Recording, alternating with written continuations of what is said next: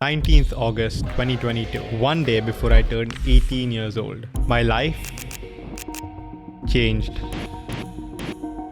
forever. It was a Friday and I woke up at 7 in the morning to get ready for school. I looked down at my phone and I could barely believe it. I got an email from Spencer. I had passed the interview and I was going to work in Growth agency for Iman. That's literally any 17-year-old's dream, right? So then why did I quit after just 8.5 months? And how did I even get there in the first place?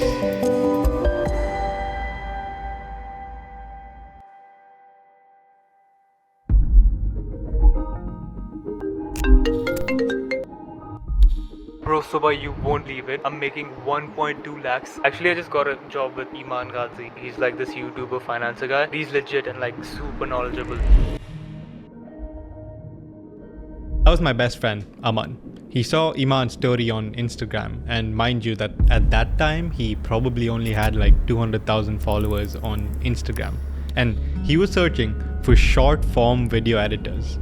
Aman was the best fit and he got the role. Being a real homie, he knew how badly I needed the money too. You see, while I went to a fancy private IB school, my parents couldn't really afford to send me to college. Heck, they couldn't even afford to keep living for much longer because of a massive financial fraud. It was on me now. Do or die. Sink or swim. Next time Iman storied, I applied. Nothing. 2 weeks later, again, but nothing. And you know what they say, third time's the charm for a reason. What this means is that despite having low followers, you can see that a lot of my reels get a lot of reach.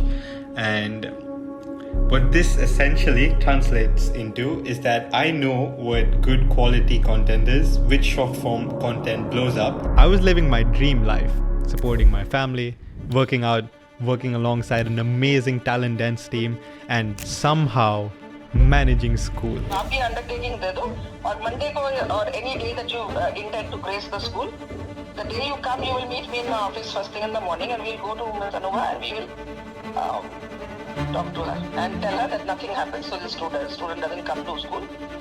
Please let him be at home. Yeah. I worked really hard until my effort was recognized, and I soon found myself having double the pay and double the work of a fellow team member. But it started taking a toll on my health, and I didn't want to compromise on anything. Even if it was unethical, I hired my first employee to subcontract work to, and I ensured that there was no lack in the quality of work that I was delivering. But good things don't always last, do they? I was looking for a job and then I found a job, and heaven knows I'm miserable now. My biggest client right now, who is Iman Gadzhi, he's going to be making a lot of changes to the team, and he sort of left us in the dark as to what they may be. That actually affects me heavily right now because I have to support my whole family. Few months later, there were constant firings without too much logic involved, and I'm talking about like every month. Because my family depended on my income, I couldn't risk that based on what seemed like chance. I don't mind losing, I just like to lose at my expense, let it be my fault. If I'm losing based on someone else's decision to do it, I'm furious about it. I wanted to control my own destiny.